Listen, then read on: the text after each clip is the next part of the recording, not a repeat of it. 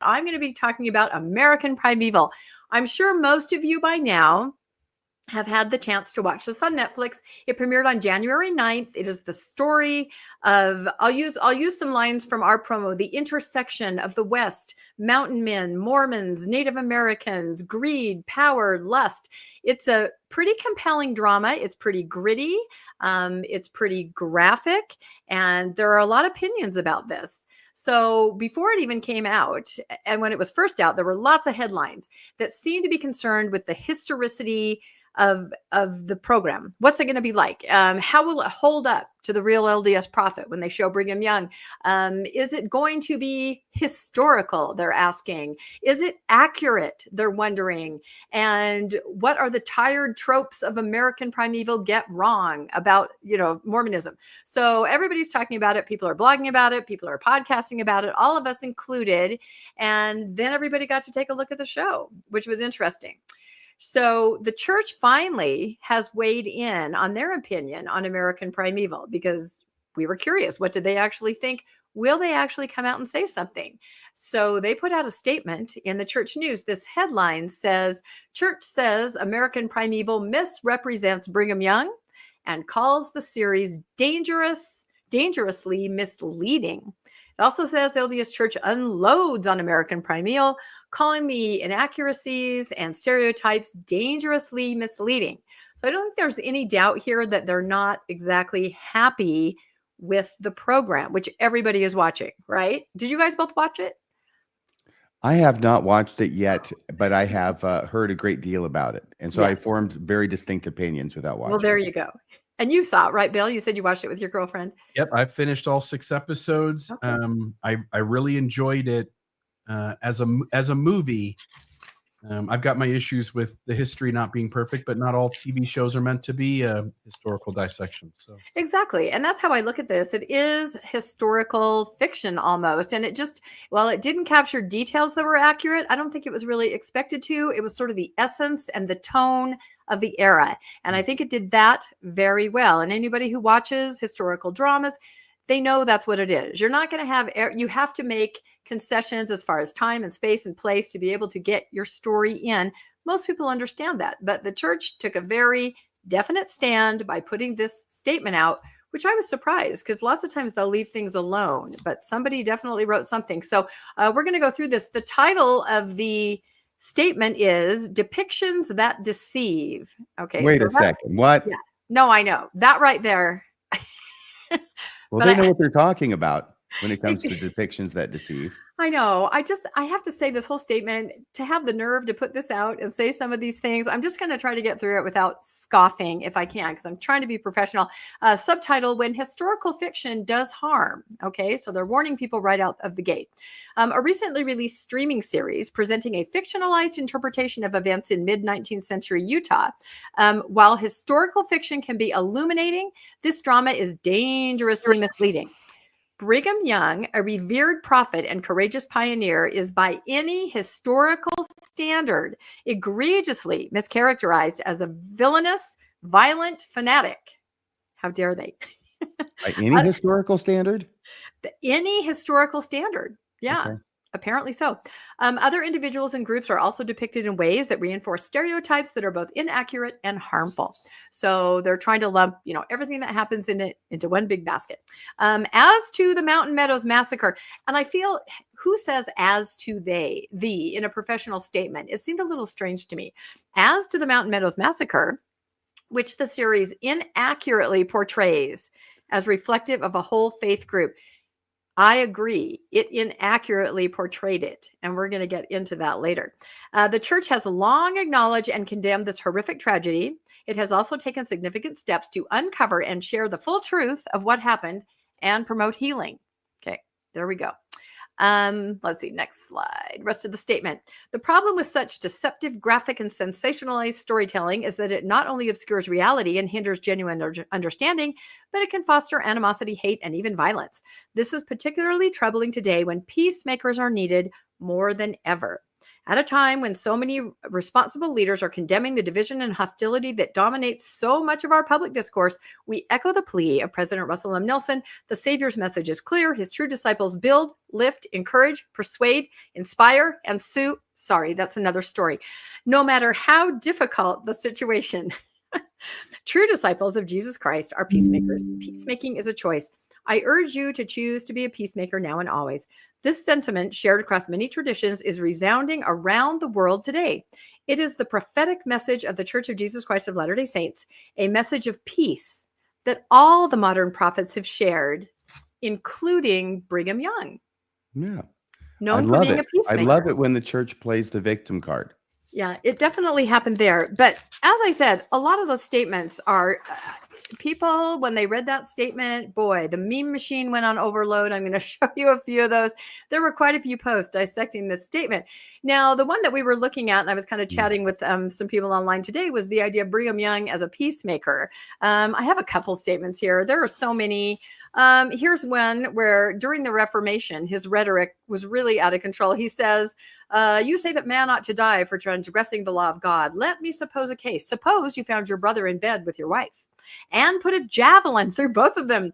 You would be justified, and they would atone for their sins and be received into the kingdom of God. I would at once do so in such a case and under such circumstances. I have no wife whom I love so well that I would not put a javelin through her heart, and I would do it with clean hands.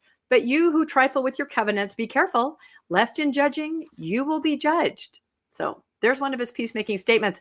Another one says, shall I tell you the law of God in regard to the African race? If the white man who belongs to the chosen seed mixes his blood with the seed of Cain, the penalty under the law of God is death on the spot. This will always be so. You know, it's a little known historical fact, Rebecca. Tell me. That Brigham Young actually petitioned to have that whole javelin thing included as an Olympic event. Oh my God. Yes. That would be horrible. Anyway, these are, I just couldn't let that slide, that final statement that Brigham Young is a peacemaker, because again, if you've read any of the Reformation rhetoric at the time, which directly leads into the environment that led to the Mountain Meadows Massacre, that charged environment, it was that Reformation rhetoric, and it was the idea of blood atonement, which he was preaching during that era. So let's move on here. So as I said, the memes kind of went nuts, which was hilarious. The Lord's Newsroom, oops, I went too far. The Lord's Newsroom, which is always hilarious, said, Netflix show misrepresents history, says church famously honest about its history. I thought that kind of captured it right there in a nutshell. I thought that was excellent. Someone else put this up, which I thought was great. Guess which depiction is more accurate? And of course, this is speaking to, historical fiction or accuracy, which is what the church seems to be calling upon and chastising American Primeval for not being. Guess which depiction is more accurate? You have LDS films showing Joseph Smith with the golden plates translating, Ensign articles, Joseph Smith translating with the golden plates, church curriculum, again, and this is all the way up into maybe just a few years ago, the golden plates. South Park, what year was that? Decades ago. There he is looking into the hat. So again, if you're going to talk about historicity, it seems like other people might do it a little bit better at this point. I had to join in, of course. I can't not make a meme. This is Netflix executives consult with Mormon leader on new series, American Primeval.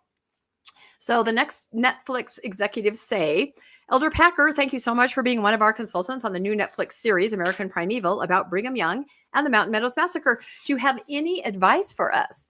And Elder Packer says famously, there is a temptation for the writer or teacher of church history to want to tell everything, whether it is worthy or faith promoting or not. Some things that are true are not very useful. So I would say that American Primeval kind of followed that advice because what they portrayed was not the true story. And I feel like a lot of us are saying the church should feel pretty happy that the true story was not portrayed. So I want to talk a little bit about truth in advertising. We touched on historicity, transparency in church history. We have done multiple podcasts, all of us on this topic. But even in a more modern day context, I draw your attention to some of the stories that are told over the pulpit as faith promoting. We have what did you guys call it?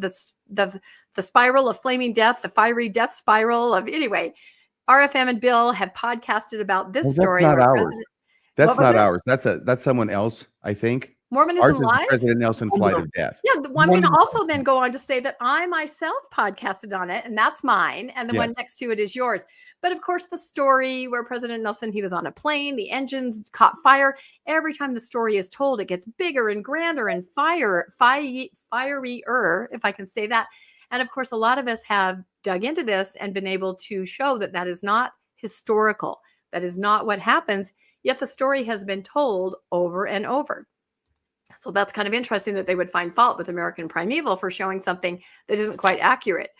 Here is, oh my goodness, here is the story. What did you call it, RFM? The incident at Mozambique? Is that what you called it when you talked about it? Yeah.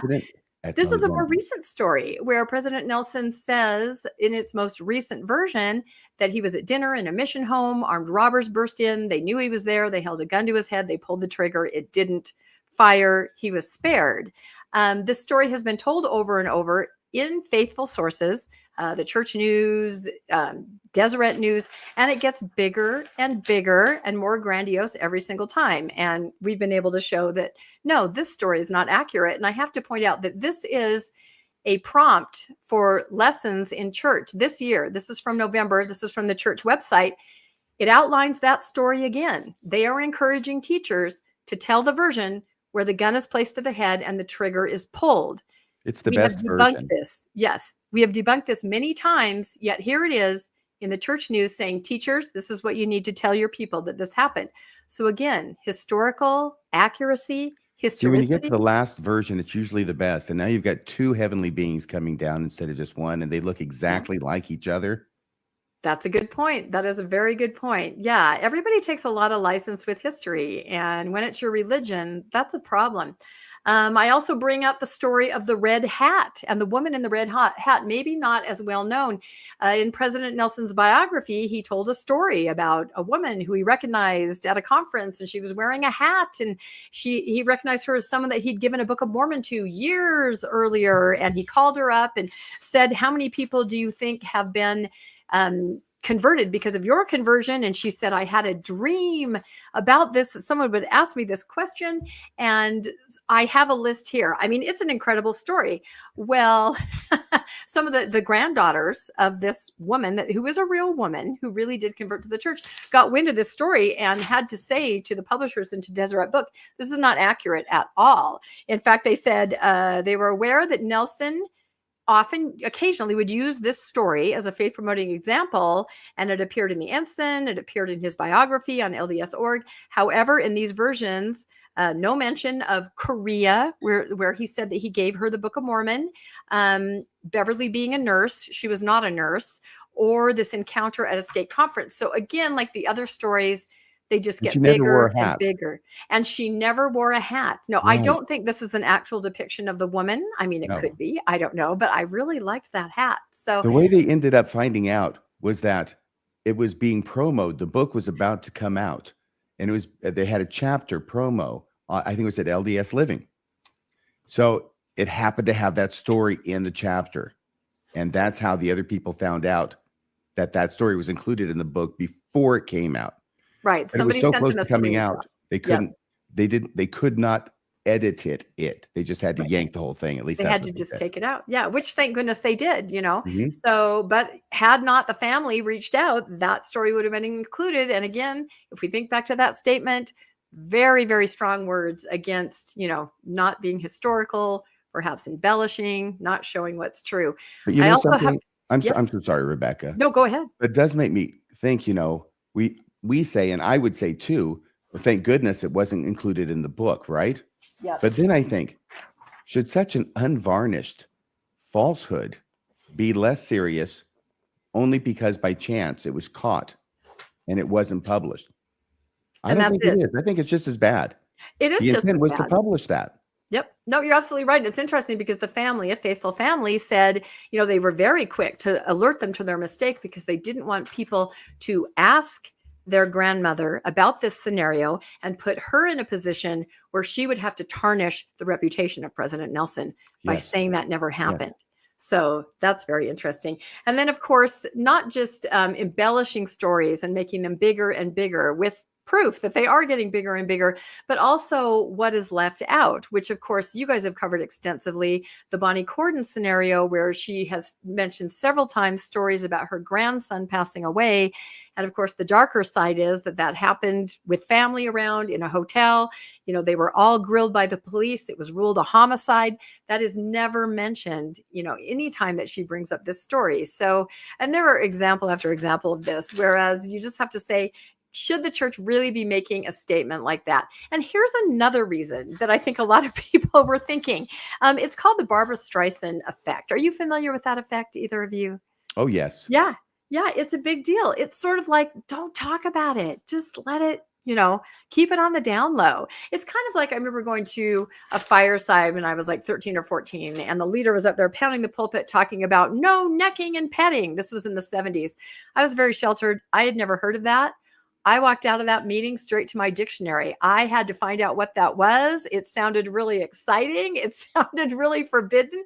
Again, drawing more attention. So the actual definition of the Barbra Streisand effect and why it is called that is it refers to a phenomenon where attempting to suppress or hide information inadvertently leads to a much greater public awareness of that information, essentially backfiring from drawing more attention to it.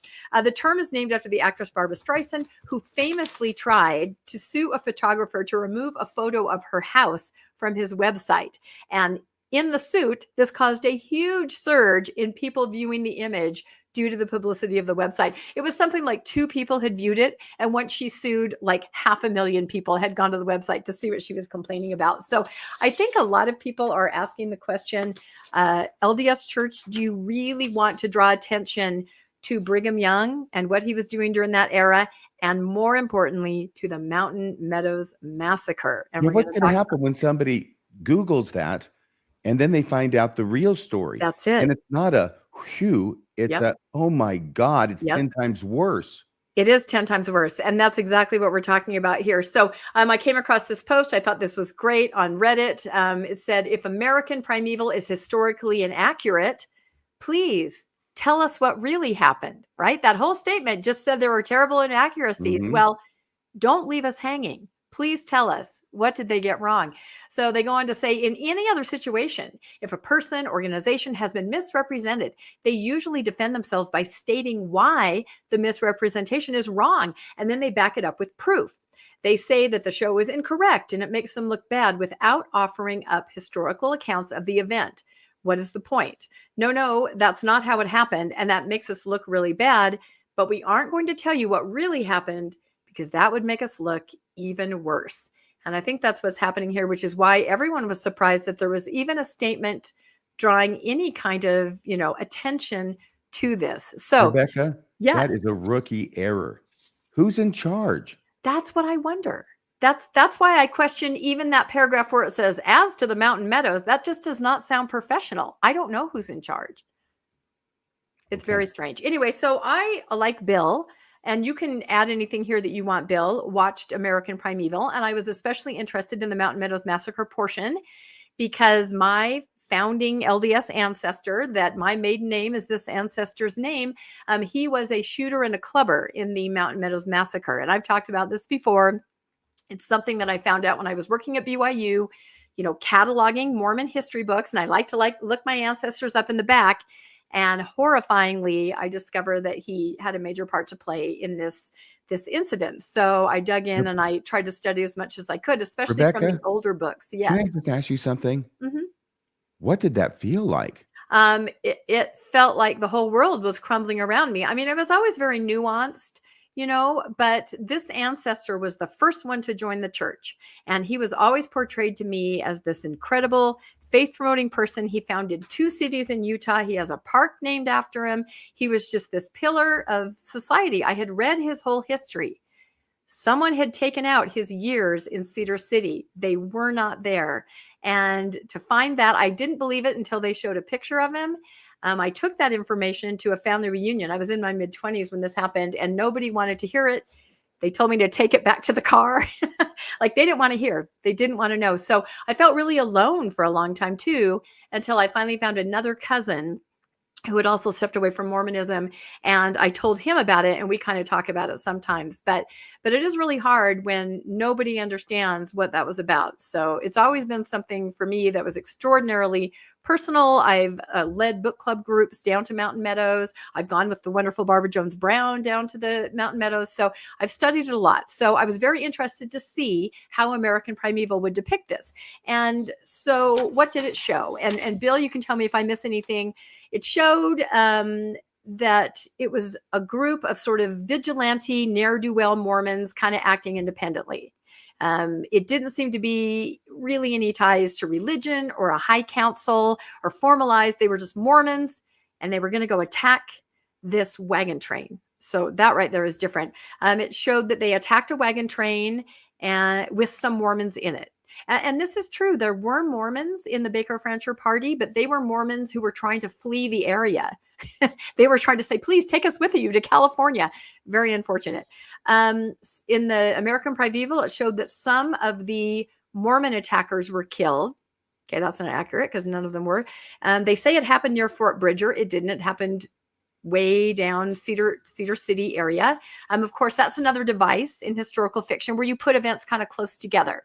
You know, you can't be going back and forth. You kind of show the essence and the tone of what happened. In the American Primeval version, women were stolen by Native Americans and they were killed. And in this version, Brigham Young was not really aware of what had happened until after the fact. And then he sort of told him, you got to clean up this mess. So is that kind of how you remember it, Bill? Yeah, but let me add a little more. So in GIST, they actually get things right. Now, they're not telling the historical story the right way, but they have the Mormons, this group of Mormons acting independently. That's true. They have Brigham Young sort of being lied to about what happened, that it was blamed the Indians. I think there's possibly some truth to that. Although once Brigham Young did know that it was his people who had committed the crime, even quite late, decades late, 1860 something, he was still blaming the Native Americans for it. Yeah. I just got done going to Mountain Meadows for the first time. RFM, you were there a few years ago, correct? Yes. When you know what really happened, and we've done podcast talking about that story, it is so much worse than what was portrayed in this TV series. It seems strange that the church is almost inviting people to go find the real story, because what you end up having is everyone above the age of 6 is murdered in cold blood, and they're lied to that they're going to be protected and that the Mormons are there to get them out of the mess. And then the Mormon militiamen take the males from the Baker Fancher party, walk alongside them, and at the given moment, shoot all of them in the head at the same time. Then kill the women, then kill the children above the age of 6. Then take everything from that party, including the clothes of the dead, take the children 6 and under, place them in the homes of Mormon families in southern Utah. So these kids would have seen the belongings of their party and maybe even the clothing that their parents wore being murdered, and people would have dispersed those things and used them. The story is so much worse than this TV show. They should be grateful that these guys did the show the way they did, because if it would have just been a TV show about the Mountain Meadows Massacre, that would have been really yucky for the church.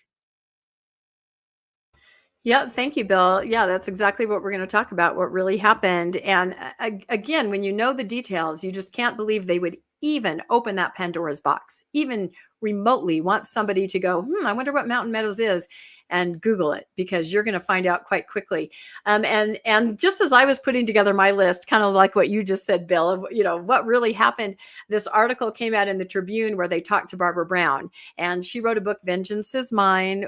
We went with her with the book club group down there, and she gave us a whole tour, and she's able to explain, and she's a faithful historian, but she is able to explain this is a horrific moment in history that has been underreported for, over a century, almost 2 centuries. And there's so much more to it. So I heard the article is called "The Real Massacre Was So Much More Brutal: American Primeval and the Truth About Mountain Meadows." And we're not going to read through it here, but it's in the Tribune. I would encourage everybody to go look at it. And I will just say really quickly before I get to some of the signage, what Bill described is actually, it's very correct. It's hard to understand. Why did this happen? Was it a random act of violence? What happened? Well, you have to understand the tone of Utah at the time. And I'm not talking about Mormons are scared of Johnson's army. No, that's not it. What? Who created that violent tone that was among them? That's exactly what I'm saying. That's exactly it. And I have some insight from my own ancestor on this and in his part that I'll share a little bit here just because it's a personal story. This is my grandpa's great grandpa. Okay. And my grandpa's grandpa was an 18-year-old. I don't have confirmation that he was involved, but my grandpa's great grandpa, there's a federal arrest warrant. He was a shooter and clubber. So was another one of his sons. So, they were there, but the tone there is, Brigham Young, a theocracy. He was the prophet. He was the governor. He was the Indian agent. He was completely powerful. The government, President Buchanan, knew that it was a problem. They were sending troops to replace him as the governor. He kind of held westward expansion almost like a mob. You know what I mean? It's like, you want to get through here? He was kind of standing in the way. From his perspective, he was keeping the peace so people could travel through. So when they found out that somebody was coming to replace him, Brigham's young idea was, okay, I'm going to show him what it's like without my protection, right? This is what it's like. So he gave the Native Americans permission to raid wagon trains as they came through, joined by Mormon members down there in Cedar City and around. And so they were doing these raids. They weren't hurting anybody. They were stealing goods. They were taking the cattle. They were taking goods, right? And this is to prove, hey, back east, you call us the Mormon problem. We are keeping the peace. Without us, without me as the governor, all hell's going to break loose. So the Baker-Fancher party, another problem is that throughout the history of the church, this group has been vilified. They killed Parley P. Pratt because they're from Arkansas, they say. The gun that killed Joseph Smith is being carried in one of the wagons. Some of the men that killed Joseph Smith are part of this party, right? Vilified to justify. They're poisoning. They're putting poison in the water hole. They're poisoning the stuff. This is all invented after the fact to try to justify what happened. This was a fine, upstanding group of extremely wealthy people who had gone back and forth on this trek to California, moving their cattle herds. Think Yellowstone. It's like the upper echelon of society in Arkansas. These guys were wealthy. They had a wagon full of gold. They had thousands of cattle, and they were traveling through. So what happens? They're raided, right? It's supposed to just be a normal little raid. It goes wrong. Somebody's killed. The people in the Baker-Fancher party recognize that it's not just Native Americans. There are some white men here. And much like viewing a mob hit by accident, you're at a gas station, you see a mob hit. What happens to you? You're a liability. They have to get rid of you. And this is what happened. So there were a few more skirmishes. Others were killed. The Baker-Fancher party. And again, I'm telling this, very loosely, details, kind of like an outline. They circle the wagons. They hunker down. They're defending themselves. Now we go to the High Council. This is where my relative comes in. He's on the High Council. And they're talking about this. They are the leaders of the church in the area, and they are the militia. Okay. No question that the people who perpetrated this were the church leaders. So my ancestor's on the High Council. He's there with David B. Haight, and they're all talking about it. And my ancestor stands up and says, I think they have to die. They have to die because they're going to go to California and they're going to tell everybody it's not pleasant, but they have to die. So they decide to write a letter to Brigham Young asking what to do. The fact that they have to write a letter tells you what Bill said. The climate there is such that the answer could be yes. Don't you think? Just the fact that they wrote that letter tells you that they expected the answer could be yes or no. Letter doesn't get there in time. There's a whole bunch of details there that you can look up if you want. Bottom line is the wagon train, they don't have food. They don't have water. They're suffering. The militia, the High Council comes up with the plan. Just like Bill said, we're going to wave the white flag and we're going to walk them out. And that's exactly what they did. The Baker-Fancher party did not want to go with him. They didn't trust it, but they had no choice. Their babies were starving. The kids were starving. There was no water. They'd been holed up from the 7th to the 11th. This happens on September 11th. I don't know if a lot of people realize that, 1857. So as Bill said, the High Council, dressed in their militia and other church leaders, march out there. They send the women and children ahead in wagons. They march the men out one by one, and on a command, they each turn to the man next to them and they execute them. And it is an execution. Mark my words on this. And again, if any Netflix executive is listening right now, this is a story that somebody ought to tell. I've never seen it told in the way it should be. The women and children, of course, jump out of the wagons. They go running back to find out what happened to their men. That's where my ancestor came in. He was on horseback on a ridge. He came riding down with others, and they shot and clubbed and killed the rest of the people to make sure that nobody would say anything except for the babies. Then they took all of the possessions. Like Bill said, my ancestor was in charge of rebranding all the cattle with the church's stamp, right? Great. And all the kids were taken off to Jacob Hamlin's house. The kids were kept there in the Mormon settlement for 2 years with the relatives back east saying, we want to get our grandkids back. We want to get our nieces and nephews finally taken back. And that's why you have descendants today that meet at Mountain Meadows and, talk about it and pay homage to their ancestors. The perpetrators, the people in the militia, like my great-great-great-great-grandfather, he was sent up to settle Hiram, Utah with a couple wagons, and that's what he's known for. That chapter is gone. I've tried to add it to Family Search. Other people have tried to add it to Family Search. It's taken out, any mention of the Mountain Meadows. And it's just the people, eventually it was John D. Lee, as we all know, whose blessings were restored after he was convicted and executed. So it's quite the story. And I just rehearse it to let Netflix know, because I'm sure that a lot of Netflix executives are watching our show right now. This would be a story. And again, I cannot understand why the LDS Church would want even the tip of this iceberg revealed. And they did say that they try really hard to tell the truth about things. Did you notice anything about the signage down at the site, Bill, if you were just there? There, where we were at, there were like little, they weren't telescopes or anything, but they were just a tube with a hole. So you could look through and you could see the spot. And it was the women's monument and then the men's monument, which essentially was in honor of the places where we believe that those groups of people were killed. I had seen these, and I do have pictures and stuff. I wish I should have had some of those maybe set aside, but it is such a wasteland. Like it's out in the middle of nowhere. These people, the Baker Fancher party, who are trying to get somewhere, they got nowhere to go. Yeah. You can't run. You can't hide. You're at the mercy. And in this case, none. But you're at the mercy of the people of the area, which is the Mormons. And I want to say one more thing, which is some folks within Mormon history try to say, well, this was just a small group of Mormons.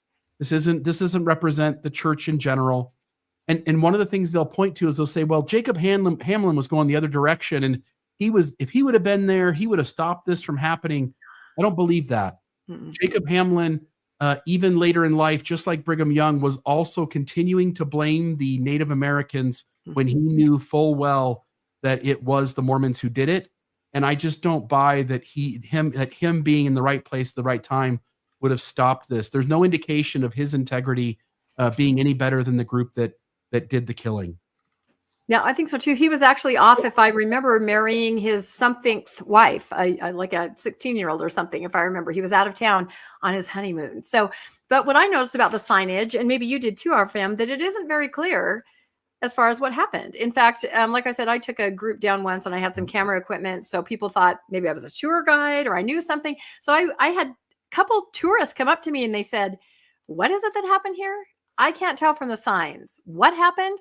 And I'm going to read you just a couple of these because ever remembered, in honor of those who, let's see, can I read this even? Yes. In honor of those who rest in this field, they were innocent and died in unjust attacks that began on September 7th, 1857. They were defending their friends and families who buried them before leaving the, let's see, what does that say? Protection of the camp. To the other victims of the Mountain Meadows Massacre, who, oh my gosh, my thing. Anyway, the point is, sorry, this is so blurry. The point is, does it say anything about what happened? It doesn't. It's all just like to those who lost their lives or to, some Mormons and Native Americans. Most people leave the site thinking that it was a Native American attack. That's what several people asked me. Never to be forgotten, in memory of the men and women. It's just kind of all in the passive tense. Something happened to them, but we're not going to take responsibility. So I don't know. I would encourage anybody. There are lots of books. Blood of the Prophets is by Will Bagley is one. Barbara Brown's book, Vengeance is Mine. It's an important part of Mormon history. And I feel like there's going to be more scrutiny of it now that the church has Barbara Streisand it to death. And here's the main Karen right there.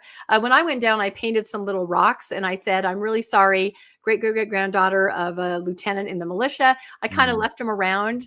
And sometimes I think the reason I podcast is to kind of do some reverse karma, right? Just a little bit, put it out there for what my ancestor did. So anyway, a hard topic to talk about, but one I think we'll see come up again and again as more attention is paid to the Mountain Meadows.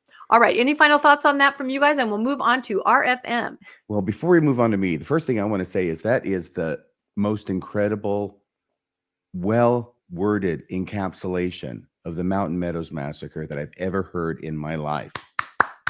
And I think that should be a short and that should be required viewing in the public school system at the appropriate age. Yes. Nobody in church got a lesson manual that explained the Mountain Meadows Massacre to them. No one was ever assigned to talk to explain that to folks. Mormonism, Mormon leaders were happy and still are to ignore that story entirely. They say the movie or the TV show is creating dangerous rhetoric that might lead to violence without really acknowledging the Whistling Whittlers and the SCMC and the Danites. I mean, William Marks was the president of the Nauvoo stake. When Joseph Smith was martyred, William Marks had sort of an alliance with Emma and was going to have a chance maybe to make an argument for leading the church. He was equal in authority to the 12. The Whistling Whittlers chased him out of town. This is a church that hides its history, doesn't inform people when it makes changes in theology and pretends like that was always the way it was, and has a deeply violent history. So it's dishonest and unethical, deceptive, and causes its own set of harm through violent rhetoric. It is the last entity in the world that has any room to talk. And these weren't kids either, were they? Oh, no, the Whistling Whittlers, as much as we're told that they were just Aaronic priesthood little boys, remember when that happened, there are no young men who hold priesthood. Both Aaronic and Melchizedek priesthood are all old men, adult men. There isn't an age discrepancy. Some men became high priest or elders. Some men were Aaronic priesthood holders, but all of them, you wouldn't have been able to figure out which one's which based on age. That's just not how they split things up back then. So no. No, they were like maybe 18, 25. Yeah. And these weren't pocket knives. These were Bowie knives that they were chasing. So you would come into town as a stranger, and if Brigham didn't want you there, then 6 or 7 grown men would surround you, whittling wood with their Bowie knives, and walk you right out of town. And looking at you meaningfully. Yeah. And some people did disappear. We make the argument that we can't find a hard, demonstrable case of someone being killed by Brigham Young's orders. But I will just say there are folks in Mormon history who came into town, or other folks who Brigham didn't want to be around, and they did disappear. That happened. Anyway, I just think it's unfair to act like this is just a small group of Mormons who aren't doing the Mormon thing. Can I finish with a little video that I made when I was out at Mountain Meadows? Yes. This is a couple years ago when I was down there, Bill. So let me see if I can make this work, okay? You know, back in the day, it was a meadow. It was beautiful and it was lush, and it doesn't look so much like that anymore. Here, let's see how this works. In the valley below, between September 7th and September 11th, 1857, a company of more than 120 Arkansas immigrants were massacred by Mormons who had enlisted some Paiute Indians to help them with their deed. This is where it happened, September 11th, 1857, the Mountain Meadows Massacre.